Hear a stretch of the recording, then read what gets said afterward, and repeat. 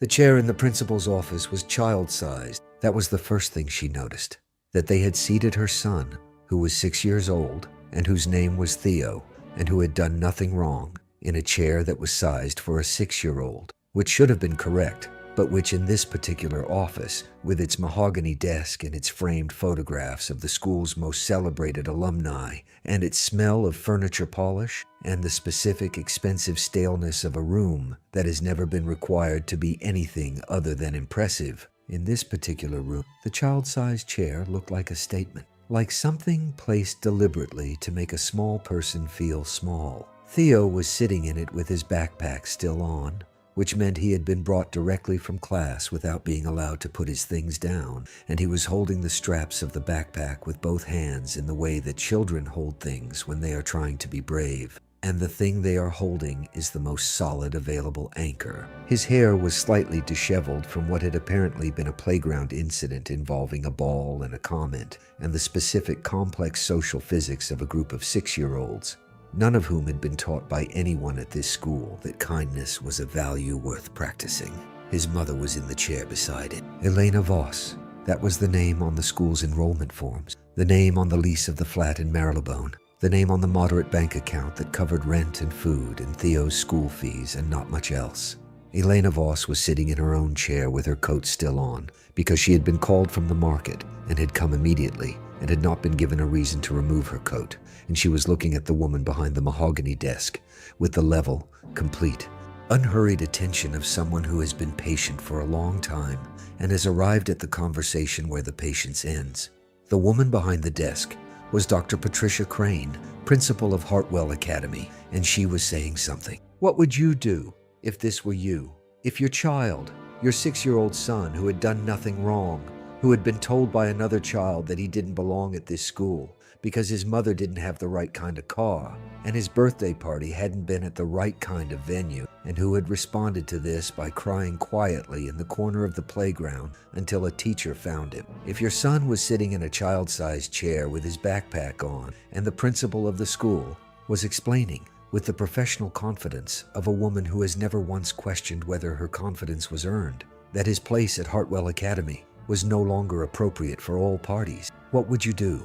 What Elena did was listen. She listened until Dr. Crane finished the sentence that contained the word charity, said in the specific register of a woman using a word that she considers precise, while knowing it will wound, a charity placement. And the boy is, it's simply not the right environment for a charity placement child, whatever the boy's personal qualities.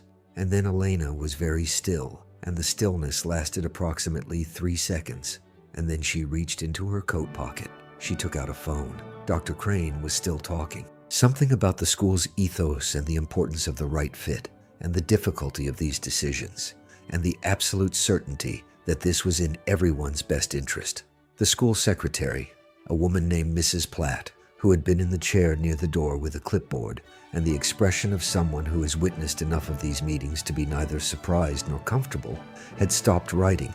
Elena dialed. It rang twice. A voice answered that was warm and precise, and had the specific quality of someone who answers certain calls with complete attention, regardless of what they were doing before the call arrived. Lena, the voice said. Matthias, she said. I need you. Theo's school, Hartwell Academy, Marylebone. Now please. A pause of exactly 2 seconds. The pause of a man processing a request from a person whose requests he does not process lightly, and then deciding that the decision is already made. 30 minutes, he said. She ended the call. She put the phone in her pocket. She looked at Dr. Crane. Continue, she said. Dr. Crane looked at the phone. She looked at Elena. She continued. She did not know, could not have known, because Elena had been very careful for 4 years and the carefulness was comprehensive, that in 28 minutes, the sound of multiple engines was going to reach Hartwell Academy's circular gravel driveway with the specific, coordinated quality of a procession rather than a traffic pattern. She did not know that the gravel was going to be occupied, in under 2 minutes from that sound, by 12 armored vehicles, matte black, heavy, long, with the specific low profile of cars built to withstand things that ordinary cars are not built to withstand, and that the men who stepped out of them were going to number 50 in dark formal attire with the silver eagle of a European sovereign house each lapel, and that behind them was going to come a man whose photograph appeared in the diplomatic registers of 37 nations. She did not know any of this. She was discussing the school's admissions criteria and the particular challenges of maintaining community standards, and Elena was listening with the complete, level attention of someone who is in the last minutes of a patience that has been very long and is about to be finished. The name on the phone, Elena's real name, the name she had been born with and had been living at careful distance from for 4 years, was Princess Elena Marguerite of the House of Valdern, second child and only daughter of King Friedrich II of Valdern, a constitutionally and central, with a population of 3 million, a 500-year continuous history as a sovereign state, and a royal family whose asset, personal, dynastic, and through the Crown Foundation, various holding instruments, were managed by a team of 22 lawyers across 4 continents and would not have fit on the school's whiteboard in a legible font size. The man she had called was Crown Prince Matthias of Valdern, her brother, 3 years her senior, the heir to the throne, the man who had argued with their father for 6 months on her behalf when she had said she needed to leave. She had needed to leave when Theo was 2. Not from Theo. Never from Theo, who was the specific and irreplaceable result of a relationship that had been real and had failed in the specific way that relationships fail, when the pressure they are under exceeds the strength of what holds them, and who had been hers from the moment she understood he existed and would be hers with the total, non-negotiable conviction of parent every moment from then forward. She had needed to leave Alice, not from grief and not from defeat, but from the specific necessity of a woman who has become a mother and has looked at what her son's life will be inside the palace at Valdern. The security details, the formal occasions at which a 2-year-old is expected to perform his position, the absence of the particular essential experience of just being a child in the world, and has decided that he will have something different, at least for a while. She had negotiated this with her father and her brother simultaneously, which was a diplomatic exercise she would later describe as the most complex of her experience, because her father and her brother had the same argument in completely different registers, and she had needed to address both registers at the same time. Her father's argument was duty. The crown princess could not simply remove herself and the crown's grandchild the institution. Her brother's argument was love. He was terrified for them, both of them, in the specific way of someone who loves people who are proposing to do something without the protection that he had always understood was the minimum acceptable arrangement. She had addressed both. She had been specific about the emergency protocols and the check-in requirements and the conditions under which she would return, and she had been equally specific about what Theo deserved: the experience of being a child in a school where no one knew his title, where the friends he made were made because he was himself, rather than because he was who he was born to be, where the years of early childhood that shape a person's fundamental relationship with the world were not shaped entirely by the knowledge of what he would one day become. Her father had agreed. Her brother had agreed with the additional condition that the emergency contact was always, without exception, answered immediately, regardless of what he was doing. And she had agreed to this condition because it was the right condition, and she had always planned to honor it. She became Elena Voss. She had always been good with languages. Valdern had 3 official languages, and she had been educated in 5. And English was the one she found most comfortable for the specific daily texture of ordinary life. And she had found, in London, a position as a translator and editorial assistant at a small publishing house in Bloomsbury that specialized in European literary fiction. The work suited her. It required precision and patience and the specific kind of attention to language that she had always found satisfying. And it placed her in a world where what she contributed mattered more than what she was called. Theo had been 2 when they arrived in London, and he was now 6, and the 4 years between had been, in the balance of the accounting she permitted herself to do, among the most valuable of her life. Not because they had been easy. They had not been easy. The specific, exhausting, boundless labor of single parenthood in a city where you have no family nearby, and the support system you have built is real but recent. That labor was not easy, but because they had been real in the way that things are real when they are yours entirely. when there is no institution or protocol or staff member standing between you and the direct, unmediated experience of your child's life. She had watched Theo become himself. She had seen it happen day by day. The specific accumulation of his character, the curiosity that expressed itself in the way he looked at things, tilting his head slightly to the left when he was examining something carefully, which was a gesture she recognized as her father's. The humor that arrived unexpectedly and was always more specific than you anticipated. The joke that surprised you because it was cleverer than a 6-year-old should have managed. The kindness that was not performed, that came from him naturally. The impulse to share and to comfort and to notice when someone was sad, which were the qualities she was most proud of, and that she had not taught him, but had simply not managed to prevent him from developing. She had enrolled him at Hartwell Academy because it was the best primary school in the area, and because she had wanted for him the best available. She had paid the fees from the account that covered such things, paid them as Elena Voss, modestly employed, without any of the additional structures that might have made the payment feel different. And she had delivered him on his first day in September with his new shoes and his backpack, and the specific concentrated bravery of a small person walking into a large new situation. The school was what it was. She had known what it was, had known the category of institution, had known the category of family it served, and she had enrolled him anyway because the category of institution was the best available, and she had wanted the best for him and had managed the rest with the patience she brought to everything. The rest, in this context, was the parent body. Hartwell Academy's parent body had the specific social composition of an institution that has been exclusive for long enough that exclusivity is no longer a policy, but a climate. The fathers were in finance, in law, in the kind of commerce that has been going on for enough generations that the commerce is no longer the point, but the position is.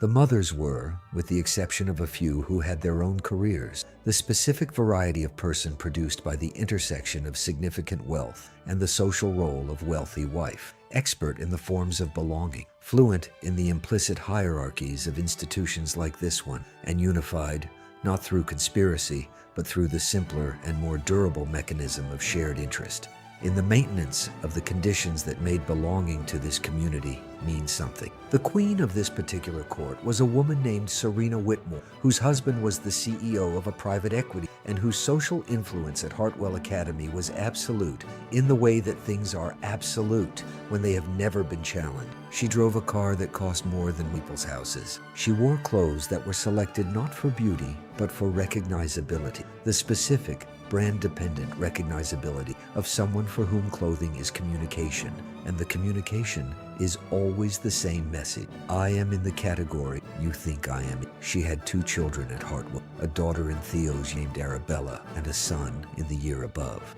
Arabella was the child who had told Theo on the playground that he didn't belong. Elena had learned this from Theo himself, who had reported it with the specific matter-of-fact quality of a child who has been hurt and is processing the hurt honestly rather than performing it. He had said, Arabella said my mummy doesn't have the right car and my party wasn't at the right place and I don't belong here. And then he had said, after a pause, what does belong mean exactly? Elena had sat with him at the kitchen table and thought carefully about what to say, because the answer to the question was large and the context it required was larger, and he was 6, and she had said, it means you fit somewhere, and you fit everywhere that has room for kindness. And this place has room for kindness, and you have kindness, so you belong. He had thought about this and said, what if Arabella doesn't have room? And she had said, then we hope she finds some. And he had nodded, as though this was satisfactory. She had said nothing to the school at that point. She had filed it. She was building a record. Not because she intended to use it immediately, but because she had learned, from a lifetime of watching people navigate power and its absence, that documentation is the most durable form of preparation. Serena Whitmore had looked at Elena at the first school event, the autumn welcome reception, held in the school's courtyard with catered food from a company that specialized in impressing people, with the expression of a woman completing a rapid assessment. The assessment took approximately 4 seconds and produced its conclusion. Elena Voss was not a Hartwell Academy parent. She was present, she was cordial, She was wearing clothes that were well chosen but not expensive, and these facts together told Serena everything she needed to know about where Elena belonged in the hierarchy she managed. The management had been ongoing since September. It operated through the specific, sophisticated mechanism of social exclusion at the level of detail. The WhatsApp group for the year's parents that Elena had not been added to until she mentioned it 6 weeks in, and had then been added to with an apology about an oversight. The playdate invitations that went to everyone in the class except Theo, which he had not mentioned because he was brave and did not want her to be sad, but which she had noticed because she was his mother, and she noticed everything. The birthday party for Arabella in November, a weekend event at a private members club in Mayfair, to which Theo had not been invited. Serena had spoken to Elena once directly in the school corridor in October. She had stopped beside her and said, with the warm, regretful tone of someone delivering unwelcome information for the other person's benefit, "I hope Theo is settling in. It can be hard for children who come from different backgrounds. The others have known each other for so long." She had said different backgrounds with the specific precision of someone choosing a phrase that means exactly what it appears not to mean. "If there's anything the parent community can do, we're very supportive." She had smiled. She had moved on. Elena had looked after her. She had thought, "I have been in rooms with 20 heads of state, 11 of them simultaneously, and navigated the thing correctly. I can navigate you." She had navigated with patience for 3 months. And then the playground incident had escalated. Theo crying quietly in the corner until a teacher found him. Theo's backpack on his back in the child-sized chair in Dr. Crane's office. And she was here, in this room, with the patients finished. Dr. Crane was explaining the decision. The decision had been made. Elena understood with complete clarity, not because of anything Theo had done, but because Serena Whitmore had made a phone call. Serena Whitmore was on the school's board of governors. Serena Whitmore's husband's firm had made a donation to the school's building fund that was listed in the school's annual report in the highest category of acknowledgement. Dr. Crane was doing what a principal does when the most powerful member of the parent body calls and requests an outcome. She was producing the outcome. The language she was using to explain it was the language of institutional kindness. It would be better for Theo to find an environment that was more suited to his particular situation. The school wanted every child to thrive, and it was clear that the environment here was producing stress. There were wonderful schools that operated with a different ethos. She had some materials she could share. "He hasn't done anything wrong," Elena said. "It's not about wrong or right," Dr. Crane said. "It's about fit. It's about a phone call," Elena said. Dr. Crane's expression shifted. "I beg your pardon?" "Serena Whitmore called you this morning," Elena said. "Before I was called in. The conversation lasted approximately 15 minutes, based on the timeline of the events. The decision to reclassify Theo's enrollment was made during or immediately after that call. I would like that to be acknowledged." Dr. Crane's face did the thing that faces do when they encounter an accurate statement they had not anticipated. It recalibrated, rapidly, toward a version of itself that would not confirm the accuracy. "Mrs. Voss, I understand you're upset." "Miss Voss," Elena said, "and I'm not upset. I'm accurate." She looked at Dr. Crane with the level, complete attention she had been directing at her since she sat down. "You called my son a charity case," in front of him. "I would like that acknowledged as well." The word acknowledged was doing specific work. It was not asking for an apology. It was placing things on the record, one by one, with the specific, methodical quality of someone building a document. Theo, in his child-sized chair, had stopped holding his backpack straps quite so tightly. He was looking at his mother with the focused, trust-complete attention of a child who has understood that his mother is doing something important and is allowing himself to be reassured by the quality of her voice, even without fully understanding the content. The sound reached them first as a vibration in the building's floors, a frequency below hearing, felt rather than heard, the specific quality of multiple large engines decelerating in coordination on the gravel driveway outside. Then the sound became audible, not the sound of traffic, not the sound of ordinary arrival, but the specific, layered sound of 12 armored vehicles settling into their positions with the coordinated deliberateness of people who have been instructed about where they are going and have arrived there with precision. Mrs. Platt, at the chair by the door, stood up. Serena Whitmore was also in the building. She had come Elena had known she would come, had calculated this with the accuracy of someone who understands that certain people need to be present at the moment they believe is their victory. She had come with 2 other board members, and they were in the corridor outside the office, waiting, which was Serena's way of being present without being directly implicated in the specific language being used in the room. The corridor was visible through the glass panel in the office door. Elena could see Serena through it. The coat that cost what it cost, the Graf earrings catching the corridor's light, the specific contained satisfaction of a woman who has arranged an outcome and is waiting for its confirmation. The building shook, not dramatically, not with the quality of a structural event, with the specific building-wide tremor of 50 people moving through its entrance hall simultaneously, and the frequency of that movement carrying through the floors into every room it reached. Serena, in the corridor, turned toward the entrance. The office door opened. 2 of the guards came through first. They positioned themselves inside the office door with the coordinated, unhurried efficiency that Elena recognized immediately, and that Dr. Crane and Mrs. Platt were encountering for the first time. 4 more appeared in the corridor, visible through the glass panel, and then more. The school's entrance hall filling with men in dark formal attire with the silver Valdern eagle at the lapel, moving to positions throughout the building with the systematic precision of people executing a security protocol. Serena Whitmore was standing in the corridor with the expression of a woman who has encountered a category of event for which her social experience has not prepared her. The expression was doing its best.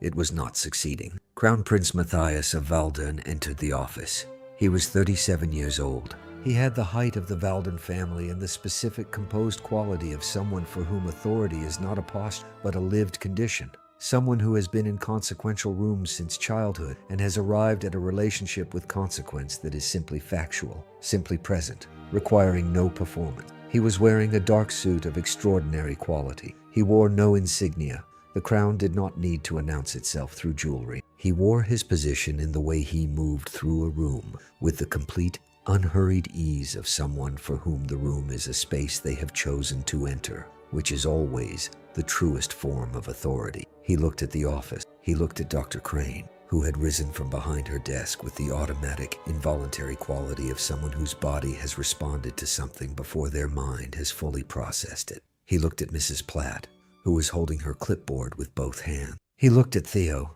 and something happened in his face. Not drama. It was not a dramatic face. It was a face of great precision and control.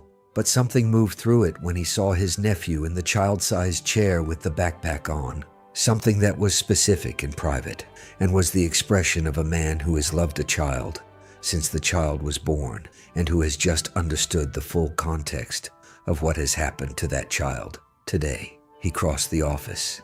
He crossed it with the easy authority of someone moving through space that has arranged itself around him, and he reached Theo, and he did something that stopped every breath in the room. He went down on one knee. Crown Prince Matthias of Valdern, heir to the throne of a 500-year-old constitutional monarch, went down on one knee on the floor of the principal's office of Hartwell Academy in Marylebone, London, and he looked at his nephew at eye level, and he said in the careful, specific way of someone choosing each word because each word matters, "Your Royal Highness, are you all right?" The words moved through the room like something physical, like weather. Theo looked at his uncle. He had always called him Matty, which was the name that had developed in the early, unconstrained language of the small child he had been when they had last been together, and which his uncle had always received with the specific, helpless warmth of someone who finds one person's name for them more true than all the formal alternatives.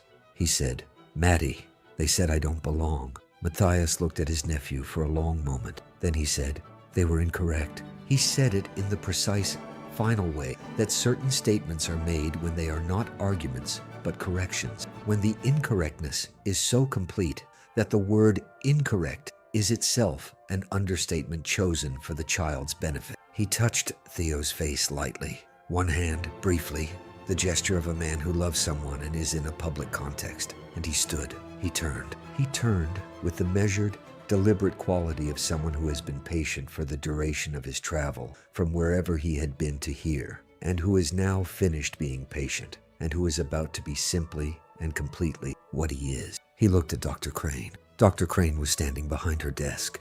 She was a woman of 52 who had been the principal of Hartwell Academy for 11 years, and who had, in those 11 years, navigated every variety of parental situation, every category of institutional pressure, every form of difficulty that a school produces when it is also a social institution for powerful people. She had never navigated anything like this. Her face was the face of someone who is trying to maintain their professional composure and is finding the maintenance very difficult. Dr. Crane, Matthias said. His English was precise and carried the faintest trace of Valdern beneath it, the specific accent of someone educated in 3 languages who lives primarily in a 4th. My name is Crown Prince Matthias of Valdern. The child you have expelled today is His Royal Highness Prince Theodore of Valdern, son of Princess Elena of Valdern, and 4th in the line of succession to the Valdern throne. The room was very quiet. From outside, from the corridor, where Serena Whitmore was standing with the 2 board members and the 4 guards who had positioned themselves along the corridor wall, there was no sound. There was the specific, total quality of silence in a space where a great deal of sound is not being made because every person in it is concentrating their entire attention on the management of their own response to something that has exceeded their available frameworks. Matthias turned his head slightly, not to address Serena directly, simply to acknowledge her existence in the space before returning his attention to the principal. And Serena Whitmore, who had never in her adult life been noticed and dismissed in a single, received this with an expression that no precedent for 40 years of social. The Valdern Crown Foundation, Matthias continued, returning to Dr. Crane, is the principal funding body of the Hartwell Academy Educational Trust. This relationship has been maintained for 12 years through a holding instrument managed by the Foundation's UK legal office. The endowment represents approximately 63% of the Academy's non-fee, including the recent building project that was announced to the parent body initiative. He paused. I imagine that figure will be of some interest to the board member in the corridor. Dr. Crane opened her mouth. Matthias said, the Foundation is withdrawing its endowment from the current trust structure, effective today. The legal documentation is being served to the Academy's solicitors as we speak. He indicated, with a small movement of his hand, one of the men who had positioned themselves along the office wall, a man in a suit different from the guards, the suit of a lawyer, who inclined his head in confirmation. The endowment will be restructured as a new foundation, established in the name of Prince Theodore of Valdern, to fund a scholarship program ensuring access to quality education for children from every economic background. The governance documents are ready for signature. He looked at the desk, at the framed photographs of celebrated alumni, at the plaques acknowledging donors, at the specific curated self-celebration of a school that has always understood that money and standing are the same thing and has organized its identity accordingly. Dr. Patricia Crane, he said, your position as principal of this institution is terminated, effective immediately. You called a 6-year-old child a dirty charity case. You made this decision under the influence of a parent's financial position rather than on any educational or ethical basis, and this has been documented. You will receive the relevant termination papers through the Foundation's legal office before the end of the day. Dr. Crane sat down. She sat the way people sit when their legs have made the decision before their mind has completed the processing. Suddenly, completely, without grace, Matthias looked at the corridor through the glass panel. He looked at Serena Whitmore, who was standing with the graph earrings and the expensive coat, and the expression of a woman who has organized a great deal of her life around the accurate understanding of what positions and connections can produce, and is discovering that she has miscalculated something fundamental. The 2 board members on either side of her, men in their 50s who had the look of people who have been in boardrooms their entire adult lives and know how to be comfortable in situations of institutional authority, were looking at the guards in the corridor with the specific expression of people recalibrating their understanding of the authority structure they have been operating within. Matthias did not address Serena directly. He did not need to. The guards in the corridor and the documentation being served to the school's solicitors, and the 63% of the non-fee income in the name that was now going to be on the foundation that replaced the endowment. All of this addressed Serena with a completeness that direct address would only have diminished. Elena, who had been watching all of this from her chair beside Theo, looked at her brother. He met her eyes. Something passed between them that was the specific, wordless communication of two people who have known each other their entire lives and have developed, over those lives, a language that operates below the level of expression. A communication of, I'm here, you're all right, this is finished now. She looked at Theo. Theo was watching his uncle with the expression of a child who has understood, at the level available to him, that something very large is happening in this room and that it is happening in his direction. He had taken his hands off his backpack straps. He was sitting up. She leaned to him. She said quietly, just for him, "We're going home now. Are you ready?" He said, "Home or flat home?" She looked at him. She had been thinking about this, had been thinking about it since she made the call, since she heard her brother say 30 minutes, since the calculation of what this moment meant for the careful, patient, ordinary life she had been building in Marylebone completed itself. The flat home was the flat in Marylebone, with the kitchen window facing the neighbor's garden and the school run and the market on Saturdays, and the 4 years of something that had been genuinely hers and genuinely good, and was also, she understood now, with the complete honesty she had always tried to bring to things that mattered, finished. Home, she said. Theo thought about this. Then he said, "Can Maddie come?" Matthias, who was close enough to hear this, looked at his nephew. His face did the thing it did when Theo produced something that exceeded the expected, the brief, helpless dissolution of his composure into something warmer and less managed. "I have a plane," he said. "There's room." Theo appeared to find this satisfactory. He stood from the child-sized chair and put his hand in his mother's hand and walked with her toward the office door, which the guards held open, and they walked through the corridor, past Serena Whitmore, who was standing with the Graff earrings and the coat, and an expression that had nothing left in it that resembled the expression she had arrived with, and into the entrance hall. The entrance hall of Hartwell Academy had the specific, expensive quality of a school that understands that the first impression is a communication about the institution's position. Marble floors, a display case of trophies and photographs, a reception desk of polished wood, and, currently, 23 members of the Valdon Royal Household Guard in positions along the walls, in the dark formal attire with the silver eagle, completing the security assessment of the space with the patient. Professional efficiency of people who will finish the function they have been assigned, regardless of the social drama occurring around them. Theo walked through the entrance hall with his hand in his mother's hand and looked at the guards with the specific, calm curiosity of a 6-year-old who has grown up with stories about things like this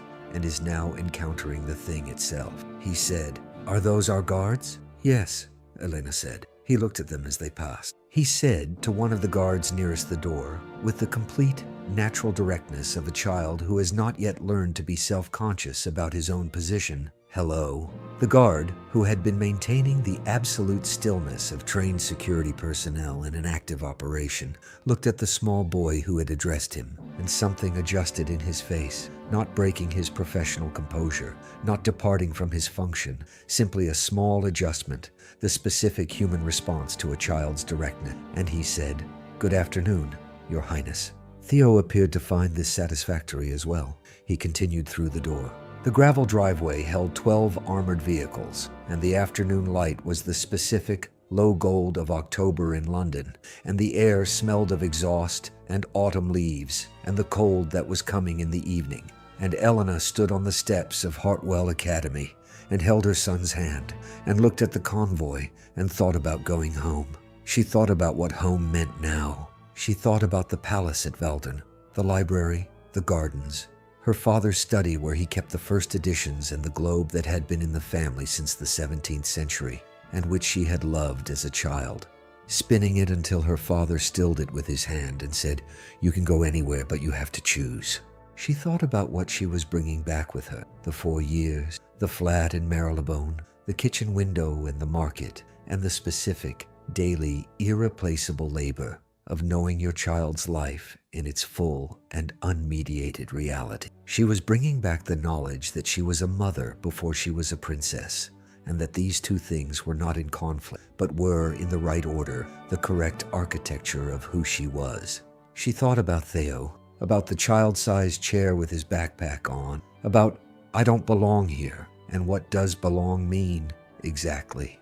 and the answer she had given him at the kitchen table about kindness having room, about the way he had put his hand in hers and walked through the corridor past Serena Whitmore with the complete, uncalculating naturalness of a child who trusts his mother to have arranged the situation correctly. She had arranged the situation correctly.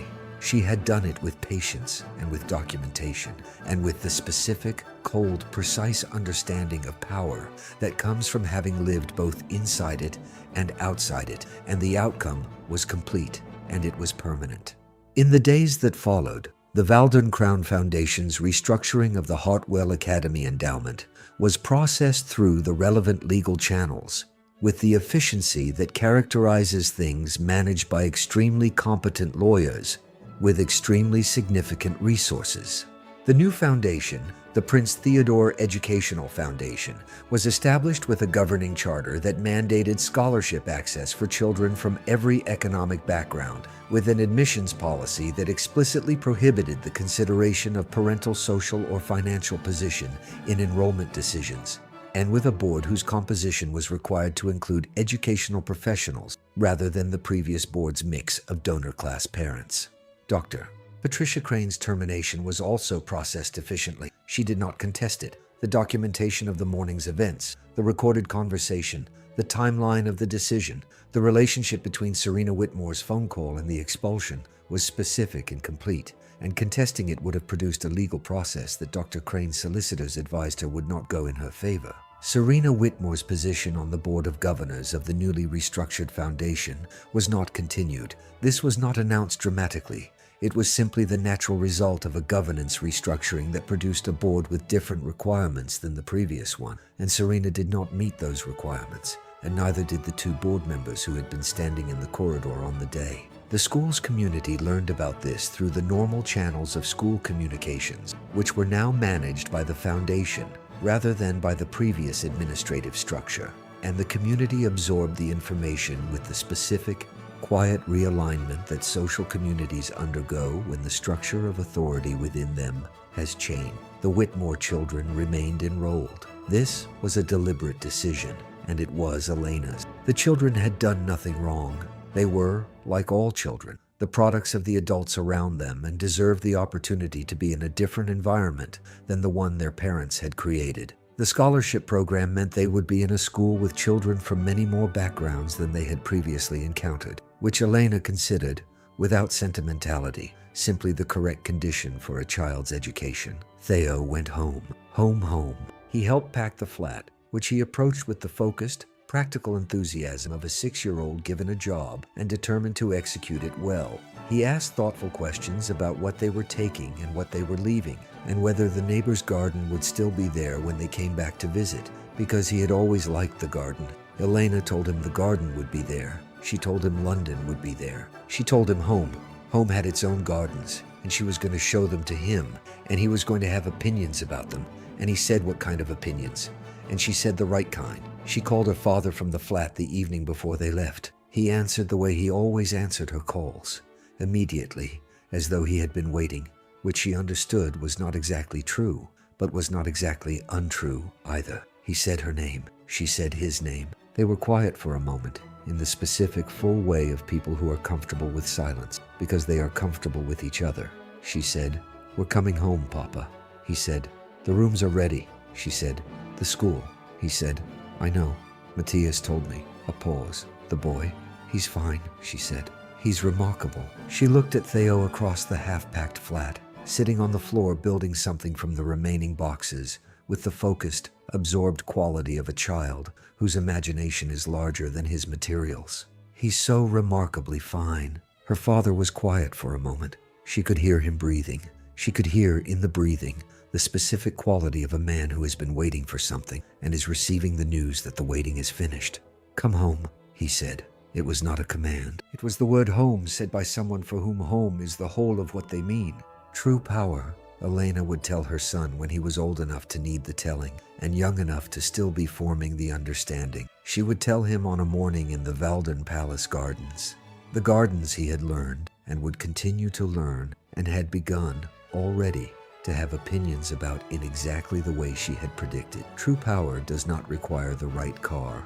or the right party venue, or any of the external markers that certain people use to decide who belong and who does not. It does not require a graph earring or a building fund donation or a phone call to a principal. It does not announce itself at pickup or at the welcome reception or in a corridor outside a mahogany office. It is simply what it is, in every room, in every chair, wearing a 6-year-old's backpack, holding its mother's hand, saying hello to a guard with the complete, natural directness of someone who has not yet learned to be self-conscious about their own position in the world, and therefore carries it with more grace than anyone who has. Did Dr. Crane and Serena Whitmore earn every consequence? The termination, the restructured board, the scholarship program bearing the name of the child they called a dirty charity case. If you felt the satisfaction of watching a 6-year-old's uncle kneel on a floor and say, "Your Royal Highness," and watching a room full of adults understand simultaneously how completely and permanently they were wrong, then smash that like button right now, share this with someone who needs it today, and subscribe to this channel, because the stories of children defended and power finally visible and karma as absolute and total as this one never stop, and every single one of them is worth every second of the wait.